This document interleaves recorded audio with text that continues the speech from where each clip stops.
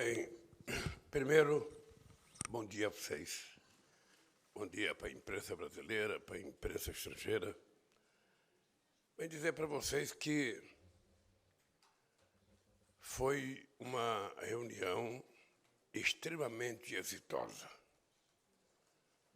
Acho que de todas as reuniões que eu participei com a União Europeia, essa foi a reunião mais exitosa de todas elas por uma razão. Havia 8 anos que não havia reunião da CELAC. E havia muitos anos que o Brasil não participava desses encontros internacionais. E o fato de fazermos a reunião entre CELAC e União Europeia, com a participação de 60 países, demonstrou de forma inequívoca o interesse da União Europeia voltar os seus olhos para a América Latina. Eu poucas vezes vi tanto interesse político e econômico dos países da União Europeia com seus interesses para a América Latina. Possivelmente pela disputa entre Estados Unidos e China, possivelmente pelos investimentos da China na África e na América Latina, possivelmente pela nova Rota da Seda, possivelmente pela guerra. O dado concreto é que a União Europeia demonstrou muito interesse em voltar a fazer investimentos na União Europeia, anunciando um investimento de 45 bilhões de euros no próximo período.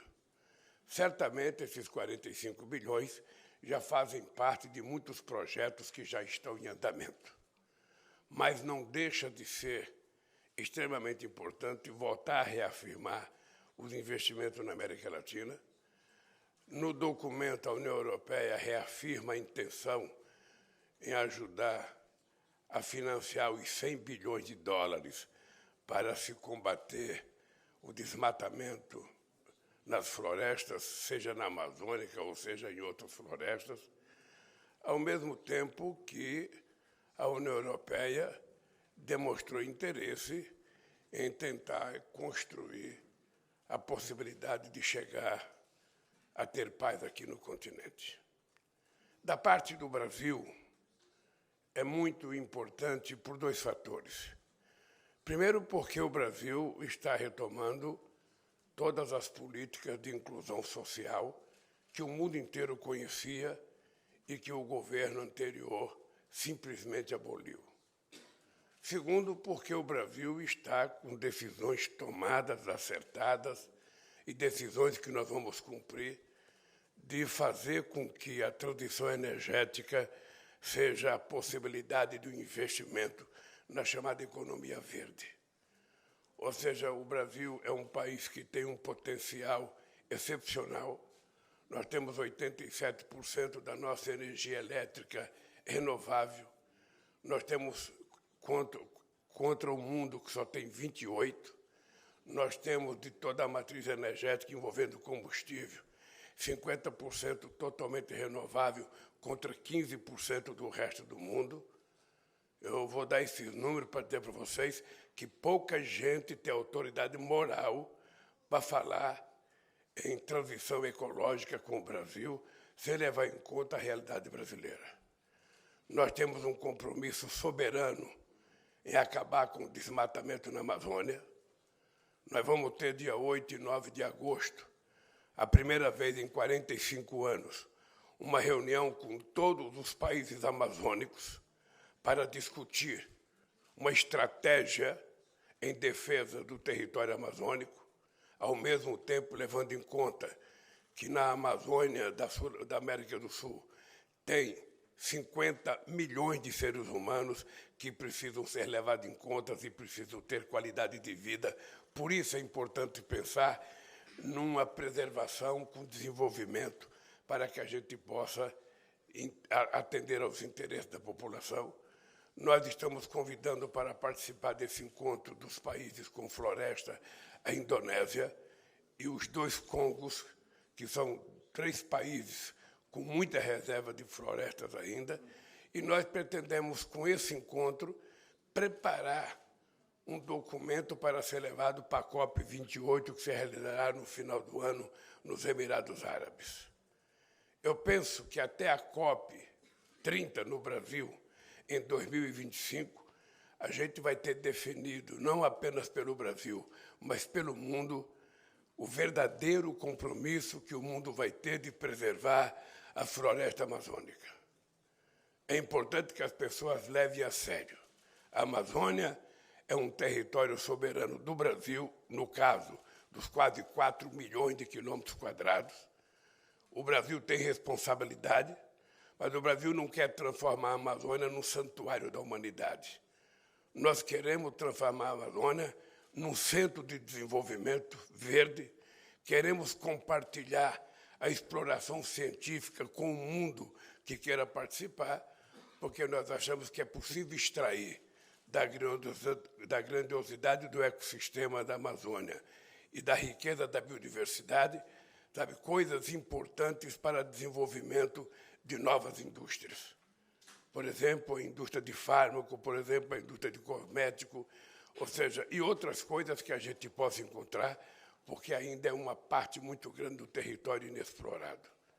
Bom, essa para nós é a grande motivo dessa reunião, porque nós vamos apresentar agora, em agosto, uma proposta de transição energética e transição ecológica.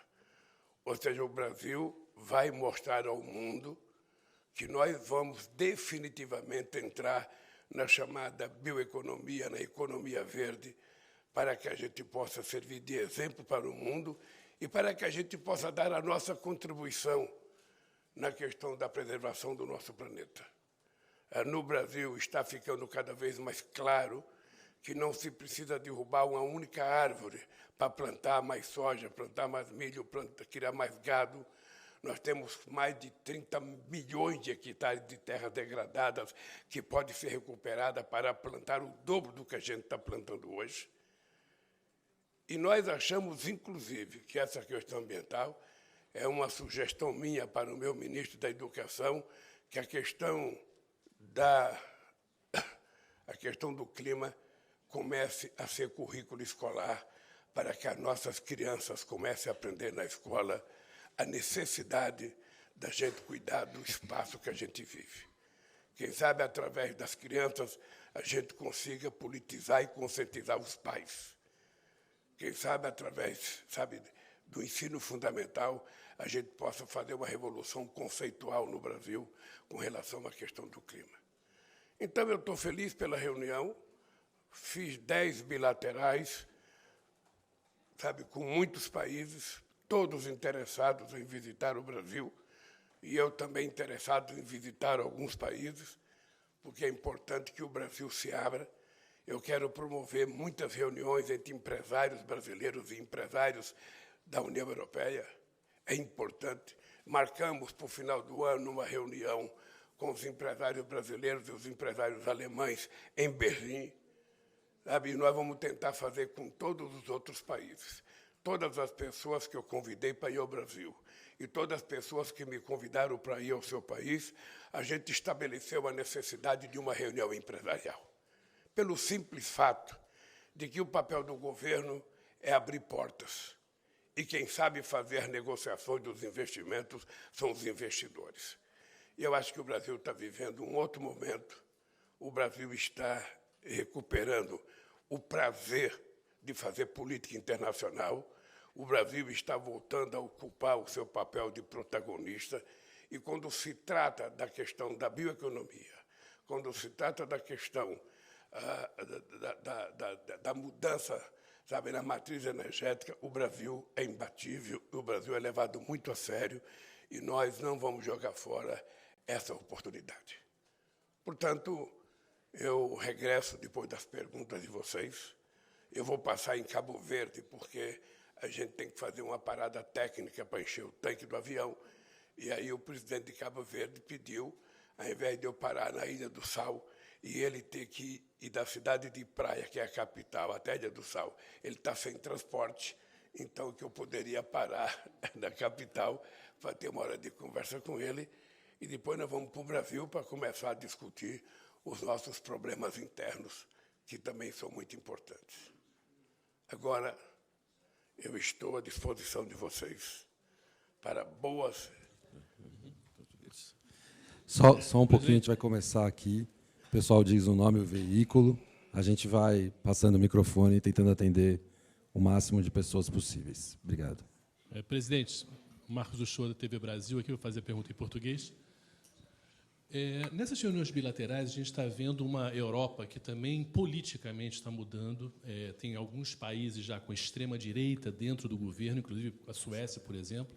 E a gente tem uma eleição na Espanha, domingo que vem.